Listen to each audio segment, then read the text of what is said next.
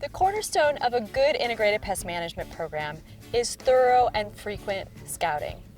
Scouting is going to allow you to find out if you have a problem before it gets out of control. And with scouting, you're also going to know if you're at the point where it's an economic problem and avoid unnecessary sprays. That's good for the environment and good for your pocketbook. So, I know you guys are busy, but scouting from the truck doesn't work too well. That's a little closer. Now you can see a few things, but in order to scout, you really want to get down into the canopy so that you can see an accurate idea of what's happening. You're going to want to walk your fields looking at representative plants throughout the field, and especially in areas where problems are likely to start, so like wet areas or along field edges. It's best to scout once a week, starting when the pest or disease is likely to be in the area. There are good tools such as PestWatch and NEWA, Network for Environmental and Weather Applications, which can give you alerts that conditions are ripe or that there are pests or diseases in your area. Different crops, pests, and diseases require different scouting methods. Many problems you're going to be able to detect with visual observation. For some, it's going to be helpful to use a hand lens, a sweep net, or a trap. In other cases, you might need to dig up those plants and look at the roots. Visual observation works well to monitor exposed feeding insects such as Colorado potato beetles, aphids, leaf miners, cucumber beetles, flea beetles, and plant diseases that affect the leaves and fruit. Randomly select plants throughout the crop. Often, walking a W pattern will help you see different parts of the field. Examine the upper and lower leaves, the growing point, where the stem enters the ground, and any fruit that might be present. A 10 times hand lens will help distinguish identifying characteristics. Scouting for tomato diseases is an example of visual scouting. Early blight, septoria, bacterial diseases, and late blight can all cause serious problems in your tomato plantings. Make sure to scout for tomato diseases once a week throughout July and August. It's really helpful to pay attention to tomcast, which will help you predict when conditions are right for diseases like early blight and septoria, or blight cast for late blight.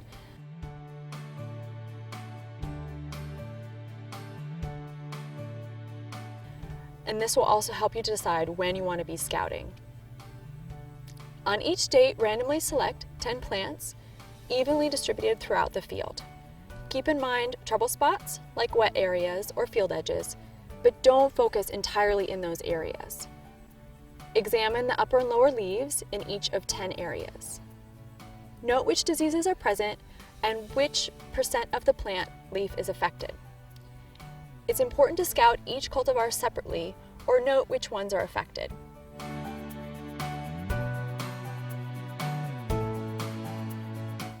Onion thrips can cause up to 60% losses. To scout for onion thrips, look in the cracks and crevices of the onion. Make sure to check up the leaves as well as to count all the thrips on the leaves. When scouting for onion thrips, count thrips on 5 plants at 10 different locations scattered throughout the field. When you're done counting, add up the number of thrips and divide by 50, and then calculate the number of thrips per plant. Then divide by the average number of leaves per plant. When using insecticides, the threshold for treatment is 1 thrip per leaf, except for radiant, where the threshold is 3 thrips per leaf.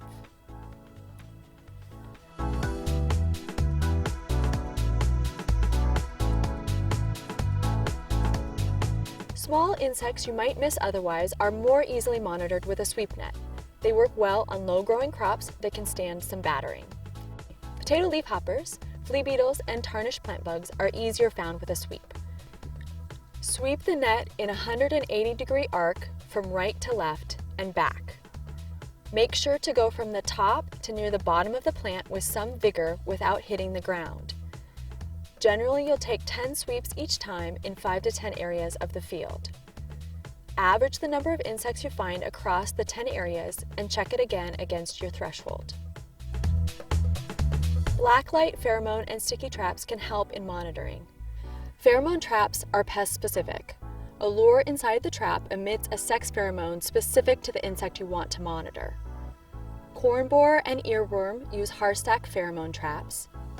Spotted-winged Drosophila and others can use a bucket trap. Sticky traps should be placed at the level of the crop canopy.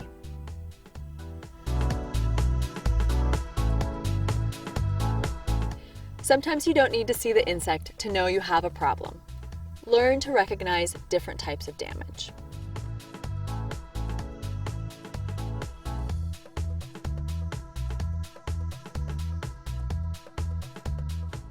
I like to have a kit ready when I go out to scout. Make sure that you have a knife, pruning shears, a hand lens, a notebook, and all the other tools you'll need. Happy scouting!